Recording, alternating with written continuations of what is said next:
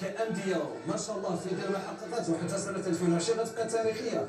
اللي كتحطوا التتويج السنوات الاخيره الوداد دوري ابطال افريقيا مناسبتي حديث النهضه البركاني مناسبتي كاس الكونفدراليه، تحدثوا كذلك على كاس السوبر النهضه البركاني، كتحدثوا على انجازات في المقابل خصني يواكبها خاصها تواكب هذا التطور، لان عدم المواكبه ديالو عندكم جميع الامكانيات متوفره لكم.